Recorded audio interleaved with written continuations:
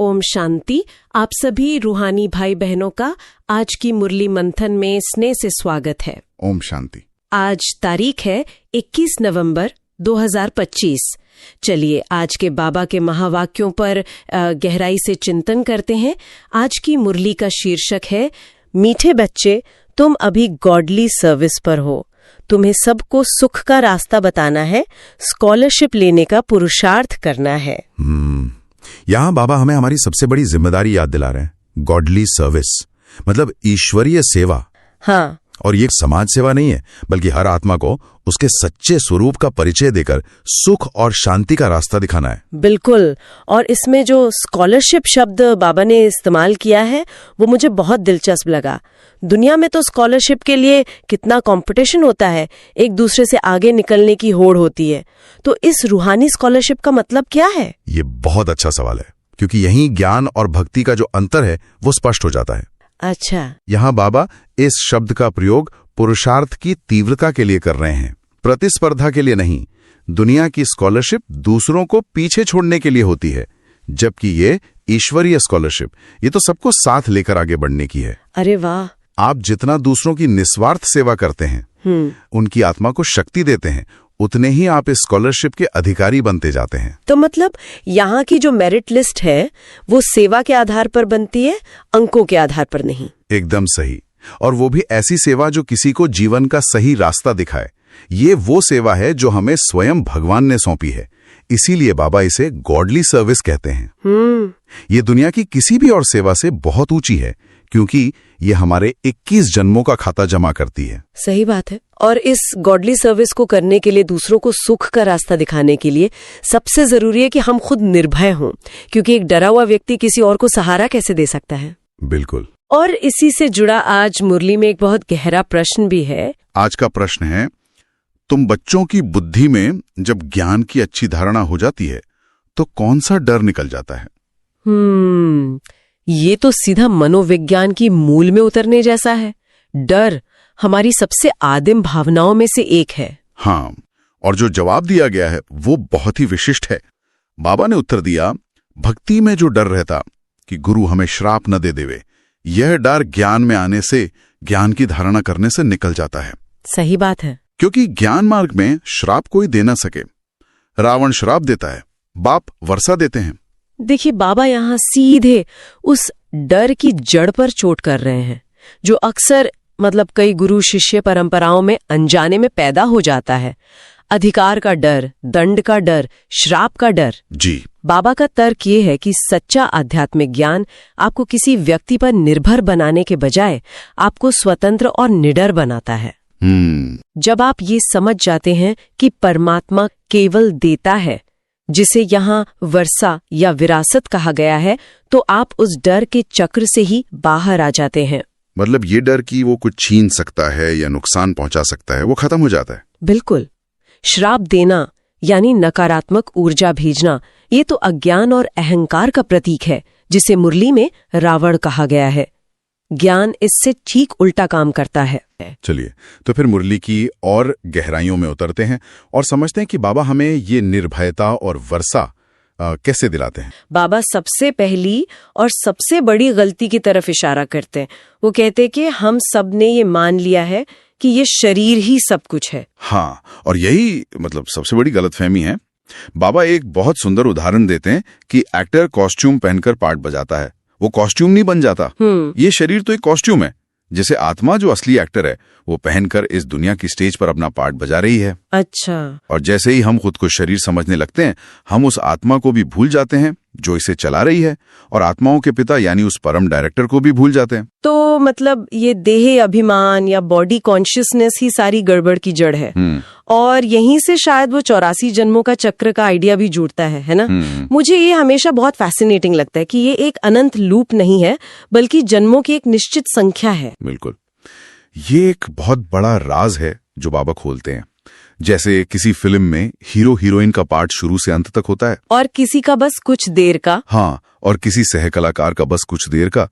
वैसे ही इस दुनिया के नाटक में भी कुछ आत्माएं हैं जो पूरे 84 जन्मों का चक्र पूरा करती हैं, और कुछ हैं जो बाद में आती हैं और कम जन्म लेती हैं। जी, कम जन्म लेती हैं। और इस चक्र में एक पैटर्न है, एक तरह का उतार है। बाबा कहते हैं कि हम सतयुग में एकदम फुल चार्ज्ड बैटरी की तरह 16 कला संपूर्ण देवता थे। फिर त्रेता युग में आते आते हमारी थोड़ी पावर कम हुई, 2 कलाएं घट गईं। हाँ, और फिर द्वापर और कलयुग तक तो बैटरी लगभग पूरी तरह ड्रेन हो गई। एक तरह की स्पिरिचुअल एंट्रोपी। क्या बात कही है, स्पिरिचुअल एंट्रोपी, ऊर्जा का धीरे धीरे कम होना। और बाबा कहते हैं कि इस गिरने की कोई महिमा नहीं है, कोई तारीफ नहीं करता कि अरे वाह तुम सोने से पत्थर बन गए। सही बात है। महिमा है अब इस पत्थर से फिर से सोना बनने की। और ये जो समय है जब ये ट्रांसफॉर्मेशन होता है उसे बाबा कहते हैं पुरुषोत्तम संगम युग। पुरुषोत्तम संगम युग, ये क्या है? क्या ये कोई 5वां युग है? ये युगों के बीच का एक छोटा सा लेकिन सबसे महत्वपूर्ण संगम है। ये वो समय है जब कलयुग खत्म हो रहा है और सतयुग शुरू होने वाला है। पुरुषोत्तम का मतलब है पुरुषों में उत्तम, यानी ऑर्डिनरी से एक्स्ट्रा ऑर्डिनरी बनने का समय। इसीलिए इस संगम युग की महिमा सबसे ज्यादा है। ठीक है, तो अगर समस्या है अपनी पहचान भूल जाना और हम एक ऐसे खास समय पर हैं जहां उसे फिर से याद किया जा सकता है, तो सवाल उठता है कैसे? ये बदलाव होता कैसे है? क्या इसके लिए कोई प्रैक्टिकल स्टेप्स हैं? हाँ, बाबा एक पूरी सीढ़ी, एक यात्रा का नक्शा देते हैं। वो कहते हैं कि कलयुग में हम देह अभिमान के कारण शूद्र समान बन गए थे। और ये किसी जाति की बात नहीं है, ये चेतना की एक स्थिति है। मतलब अपनी शक्तियों और पहचान से अनजान हो जाना। मैं यहाँ एक बात पकड़ना चाहती हूँ। बाबा कहते हैं कि ब्राह्मण कुल की कोई राजाई नहीं होती, मतलब ये कोई अंतिम पदवी नहीं है। नहीं, बिल्कुल नहीं। ये स्टूडेंट लाइफ है। हम अभी राजाई करने वाले नहीं बल्कि राजाई पाने के लिए पढ़ाई करने वाले स्टूडेंट्स हैं। यहाँ बाबा हमारी 3 तरह से सेवा करते हैं। वो बाप बनकर हमारी पालना करते हैं, टीचर बनकर हमें पढ़ाते हैं और सद्गुरु बनकर हमें वापस घर ले जाने का रास्ता दिखाते हैं। और बदले में वो हमसे ऑन गॉडली सर्विस रहने की उम्मीद करते हैं। मुझे फ्रेज बहुत अच्छा लगा, ऑन सर्विस। इसका रोजमर्रा की जिंदगी में क्या मतलब है? इसका मतलब बहुत गहरा है। इसका मतलब है अपनी चेतना से, अपने व्यवहार से, अपने शब्दों से सबको सुख का रास्ता दिखाना। और इसके लिए घर बार छोड़ने की भी जरूरत नहीं। बाबा कहते हैं गृहस्थ में रहो, अपनी जिम्मेदारियां निभाओ, लेकिन मन से कमल के फूल की तरह न्यारे और पवित्र रहो। यही असली सर्विस है। हाँ, कौड़ी जैसे मूल्यहीन जीवन से खुद को हीरे जैसा मूल्यवान बनाना यही लक्ष्य है। मुरली में एक बहुत ही खास उपमा दी गई है जिसमें यूरोप वासियों को यादव कहा गया है, जिनके पेट से निकले मूसलों से विनाश होता है। जो लोग महाभारत की कहानी जानते हैं वो इसका मतलब समझेंगे। जी, क्या आप इसे थोड़ा और समझा सकती है? जरूर। महाभारत में यदुवंशियों की कहानी है जो अहंकार और नशे में अपने ही कुल का नाश कर देते हैं। बाबा उसी कहानी का यहाँ आध्यात्मिक रहस्य खोलते हैं। वो कहते हैं कि आज के ये जो पश्चिमी देश हैं, इन्होंने विज्ञान की शक्ति से जो बॉम्ब और मिसाइलें मतलब मूसल बनाए हैं, वही उनके विनाश का कारण बनेंगे। हाँ बिल्कुल, ये किसी श्राप की बात नहीं है। ये उनके अपने कर्मों का, उनकी अपनी बनाई हुई टेक्नोलॉजी का परिणाम है। आज की मुरली में आगे एक बहुत गंभीर बात भी कही गई है। बाबा भविष्य की एक तस्वीर दिखाते हैं जहां प्राकृतिक आपदाएं या नेचुरल कैलेमिटीज आएंगी और दुनिया में हाहाकार मचेगा। ये सुनने में थोड़ा डरावना लगता है। हाँ, लेकिन यहाँ पर्सपेक्टिव की बात है। बाबा डरा नहीं रहे, वो तैयार कर रहे हैं। वो कहते हैं कि जब पुरानी दुनिया पूरी तरह से जर्जर हो जाएगी तो वो ऐसे ही खत्म होगी। लेकिन उस हाहाकार के बीच उन आत्माओं की जय जयकार होगी जो अपनी आत्मिक स्थिति में स्थित होंगे, जो शांत और शक्तिशाली होंगे। वो एक लाइट हाउस की तरह काम करेंगे। बिल्कुल, उनका शांत रहना ही दूसरों के लिए सबसे बड़ी सेवा बन जाएगा। और इसी सेवा और पुरुषार्थ से स्कॉलरशिप का कॉन्सेप्ट जुड़ता है। मैं इसे समझना चाहती हूँ, क्या ये सिर्फ पहले आने की दौड़ है या इसका कोई गहरा मतलब है? ये सिर्फ दौड़ नहीं है, ये जिम्मेदारी है। बाबा स्कूल का उदाहरण देते हैं कि 50 बच्चों की क्लास में स्कॉलरशिप किसी 1-2 को ही मिलती है जो बहुत मेहनत करते हैं। सही बात है। वैसे ही इस ज्ञान मार्ग पर चलने वाले करोड़ों में से कुछ ही आत्माएं हैं जो ऊंचे से ऊंचा पद पाती हैं। बाबा कहते हैं 8 दाने हैं जो पहले पहले राज्य गद्दी पर बैठेंगे। ये उनकी मेहनत, उनकी पवित्रता और उनकी सेवा का फल है। तो स्कॉलरशिप का मतलब है विश्व की सेवा की जिम्मेदारी पाने का अधिकार। जी, इसीलिए बाबा कहते हैं कि ब्राह्मणों की माला अभी पक्की नहीं होती, क्योंकि ये पुरुषार्थ का समय है। बिल्कुल। ये एक बहुत शानदार बात है। इसे ऐसे समझें कि एक मैराथन दौड़ हो रही है और जब तक फिनिशिंग लाइन नहीं आती धावकों की पोजीशन बदलती रहती है ना? हाँ बिल्कुल। अभी हम सब पुरुषार्थी हैं, यानी धावक। कभी कोई आगे निकलता है, कभी कोई पीछे हो जाता है। बाबा कहते हैं कि कभी कभी ग्रहचारी बैठती है। ग्रहचारी से क्या मतलब है? क्या सच में ग्रहों का असर होता है? नहीं, यहाँ ग्रहचारी का मतलब ज्योतिष वाले ग्रहों से नहीं है। ये हमारे अपने अंदर के ग्रह हैं, हमारे पुराने संस्कार, हमारी आदतें, देह अभिमान। अच्छा। जब ये हम पर हावी होते हैं तो हमारी स्पीड कम हो जाती है, हम नीचे आ जाते हैं, और जब हम इन पर जीत पाते हैं तो हम फिर से तेज भागने लगते हैं।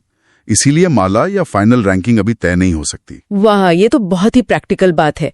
अच्छा, इस रास्ते पर ठीक से चलने के लिए बाबा कुछ आम आध्यात्मिक धारणाओं को भी साफ करते हैं, जैसे श्राप देने की बात। हाँ, बाबा इस बात को जड़ से खत्म कर देते हैं। वो कहते हैं कि ज्ञान मार्ग में पवित्रता के रास्ते पर श्राप देने या लेने का कोई खेल नहीं होता। यह सब रिद्धि सिद्धि वालों का काम है। जी, ये सब उनका काम है जो अल्पकाल की शक्तियां दिखाकर लोगों को प्रभावित करते हैं। यहाँ तो एक तरफ बाप है जो वर्षा यानी 21 जन्मों की बादशाही ले रहा है, और दूसरी तरफ रावण है जो हमें श्राप देता है, दुखी करता है। तो चुनाव हमारा है कि हमें वर्षा चाहिए या श्राप। बिल्कुल। और गुरुओं के बारे में भी एक बहुत क्रांतिकारी बात है। भारत में तो गुरु परंपरा बहुत गहरी है, लेकिन बाबा कहते हैं कि कोई देहधारी गुरु करने की जरूरत नहीं। ये एक बहुत बड़ा स्टेटमेंट है। इसके पीछे का तर्क है डायरेक्ट कनेक्शन। बाबा कहते हैं कि मैं तुम्हारा बाप भी हूं, टीचर भी हूं और सदगुरु भी हूं। तीनों भूमिकाएं एक ही निभा रहा है। जब परम पिता परमात्मा खुद पढ़ाने आ गए हैं तो बीच में किसी और की जरूरत क्यों? ये निर्भरता को खत्म करने की बात है। हाँ, और आत्मा को सीधे परम स्रोत से जोड़ने की बात है, ताकि कोई धोखा ना खाए। और इसी तरह दान पुण्य की धारणा को भी एक नया एंगल दिया गया है। जी, बाबा कहते हैं कि लोग ईश्वर अर्थ जो दान करते हैं उसका फल उन्हें इसी पुरानी दुनिया में अल्पकाल के लिए मिलता है। अच्छी बात है, लेकिन वो एक अस्थायी रिटर्न है। लेकिन यहाँ तुम जो अपना तन, मन और धन इस ईश्वरीय सेवा में लगाते हो, वो तुम भविष्य की नई दुनिया के लिए 21 जन्मों के लिए जमा कर रहे हो। ये एक तरह की स्पिरिचुअल इन्वेस्टमेंट बैंकिंग है जिसका रिटर्न गारंटीड है। ये सब समझने के बाद सवाल आता है कि इस गॉडली सर्विस को करने के लिए क्या कोई प्रैक्टिकल टूल्स भी दिए गए हैं? बिल्कुल। बाबा सिर्फ ज्ञान नहीं देते, युक्तियां भी देते हैं। वो कहते हैं कि चित्रों का इस्तेमाल करो। त्रिमूर्ति का चित्र, सृष्टि चक्र का चित्र, लक्ष्मी नारायण का चित्र। ये सिर्फ तस्वीरें नहीं है। नहीं, ये पूरे ज्ञान का सार है। किसी को बिना विजुअल एड के समझाना मुश्किल है, लेकिन चित्र दिखाकर आप आसानी से समझा सकते हो कि कैसे ब्रह्मा द्वारा स्थापना होती है, विष्णु द्वारा पालना और शंकर द्वारा विनाश। और स्लोगन बनाने की बात भी है, जैसे हम शूद्र सो ब्राह्मण, ब्राह्मण सो देवता कैसे बनते हैं, आकर समझो। ये लोगों की जिज्ञासा को जगाने के लिए है। बिल्कुल। ताकि लोग रुके और पूछे, अच्छा ये क्या है, ये कैसा ट्रांसफॉर्मेशन है। और जब वो पूछेंगे तो उन्हें स्वर्ग का मालिक बनने का रास्ता पता चलेगा। इन सभी बातों का, इस सारी पढ़ाई का एक ही लक्ष्य है, एक ही एम ऑब्जेक्ट, नर से नारायण और नारी से लक्ष्मी बनना। अंत में सब कुछ उसी एक लक्ष्य पर आके टिक जाता है। भारत जो 5000 वर्ष पहले हीरे जैसा था, उसे फिर से वैसा बनाना। बाबा कहते हैं कि तुम इस नाटक के हीरो हीरोइन हो, तो अपना ये हीरे जैसा जन्म कौड़ियों के पीछे बर्बाद मत करो। बिल्कुल। जब आपको एक ब्लॉकबस्टर फिल्म में लीड रोल मिल रहा हो तो आप साइड में जाकर चने बेचने का काम क्यों करोगे? सही बात है। ये जन्म वही लीड रोल है, इसे पहचानना और निभाना यही पुरुषार्थ है। तो आज की इस पूरी बातचीत का सार यही है कि हम एक बहुत ही असाधारण समय में जी रहे हैं।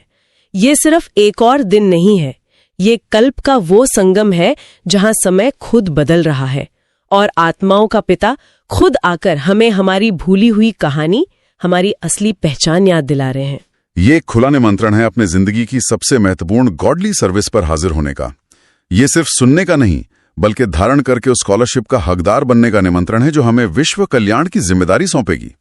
चलिए अब देखते हैं कि आज की मुरली से धारणा के लिए मुख्य सार क्या है। आज की मुरली से धारणा के लिए पहला मुख्य सार है, बाप से बेहद का वर्षा लेने के लिए डायरेक्ट अपना तन मन धन ईश्वर के आगे अर्पण करने में समझदार बनना है। अपना सब कुछ 21 जन्मों के लिए ट्रांसफर कर लेना है। यह है सच्चा सौदा।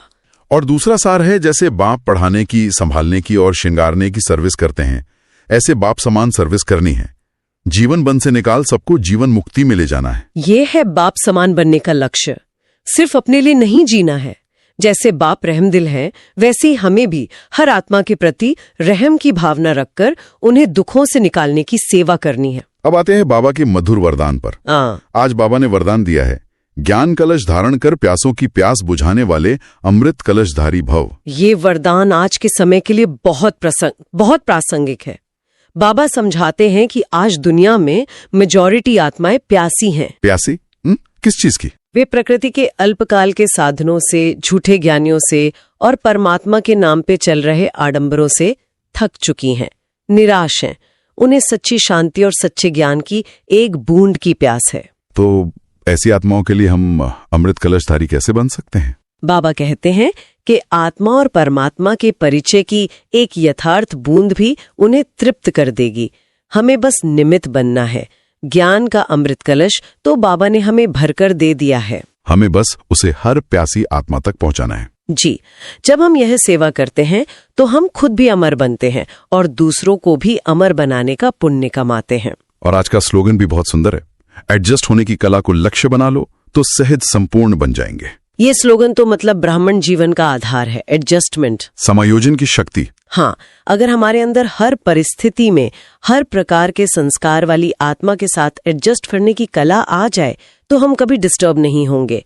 और जो एडजस्ट करता है वो सबको प्रिय लगता है और उसकी अपनी स्थिति भी अचल रहती है। और यही सहजता उसे संपूर्णता तक ले जाती है। बिल्कुल। आज का अव्यक्त इशारा भी इसी से जुड़ा हुआ है, जो हमारी आंतरिक स्थिति को मजबूत करने की प्रेरणा देता है। तो आज का इशारा है, अशरीरी व विदेही स्थिति का अभ्यास बढ़ाओ। जी। और शक्ति का स्रोत है अशरीरी अवस्था। इसके लिए बाबा कहते हैं, समेटने की शक्ति का प्रयोग करो। दिन भर के देह अभिमान के, दुनिया की परिस्थितियों के व्यर्थ संकल्पों को 1 सेकंड में समेट लो। बस एक संकल्प में। हाँ, सिर्फ एक संकल्प रहे कि अब मैं घर जा रही हूँ, अपने परम धाम। और इस अभ्यास को प्रैक्टिकल में कैसे लाएं? बाबा युक्ति बताते हैं, अनुभव करो कि मैं आत्मा इस शरीर से निकलकर आकाश तत्व से भी पार प्रकाश की दुनिया में उड़ती हुई जा रही हूँ। इसके लिए अकाल तख्तशीन होने का अभ्यास बढ़ाओ। यानी आत्मा का आसन भ्रुकुटी के मध्य। जब हम यहाँ स्थित होते हैं तो हम देह और दुनिया से स्वतः ही न्यारे हो जाते हैं। यही विदेही स्थिति का आधार है। वाह। आज की मुरली वाकई भय से मुक्ति और सच्ची स्वतंत्रता का मार्ग दिखाती है। चलिए कुछ पल इसी शक्तिशाली स्थिति में स्थित होकर स्वमान का अभ्यास करें। मैं एक शांत स्वरूप आत्मा हूँ। मैं परमपिता परमात्मा की संतान, मास्टर सर्वशक्तिवान हूँ। मैं इस शरीर का मालिक, देही अभिमानी आत्मा हूँ। मैं ऑन गॉडली सर्विस, विश्व कल्याणकारी आत्मा हूँ। मैं अमृत कलशधारी, अनेक आत्माओं की प्यास बुझाने के लिए निमित्त हूँ। ओम शांति। ओम शांति। और आज का होमवर्क भी मुरली के एक बहुत ही प्रैक्टिकल पहलू से जुड़ा है। आज के स्लोगन में बाबा ने हमें एडजस्ट होने की कला को लक्ष्य बनाने के लिए कहा। तो आज का होमवर्क है कि हम एक चार्ट रखें और ईमानदारी से चेक करें कि दिन भर में अलग अलग परिस्थितियों और आत्माओं के साथ हमने कितना एडजस्ट किया, कहाँ पर हम टकराव से बचे और कहाँ पर हमने बाप समान सबको सुख दिया। ये अभ्यास अपने स्वभाव को परखने और उसे बदलने में बहुत मददगार साबित होगा। आज की मुरली से एक विचार मेरे मन में घूम रहा है। बाबा ने कहा कि ब्राह्मणों की माला स्थिर नहीं होती क्योंकि ग्रहचारी बैठती है और पुरुषार्थ ऊपर नीचे होता है। तो सोचने की बात यह है कि इस आध्यात्मिक यात्रा में हमारे अपने वो कौन से आंतरिक ग्रह हैं, कौन सी आदतें, कौन से विचार, कौन सी डर जो हमारे पुरुषार्थ की उड़ान को डगमगाते हैं, और उन पर विजय पाकर एक स्थिर और ऊंची स्थिति कैसे बनाई जा सकती है। ये सवाल शायद हम सबके लिए है। अच्छा, मीठे मीठे सिकीलदे बच्चों प्रति माता पिता बाप दादा का याद प्यार और गुड मॉर्निंग। रूहानी बाप की रूहानी बच्चों को नमस्ते। हम रूहानी बच्चों की रूहानी माता पिता बाप दादा को याद प्यार, गुड मॉर्निंग और नमस्ते। ओम शांति। ओम शांति।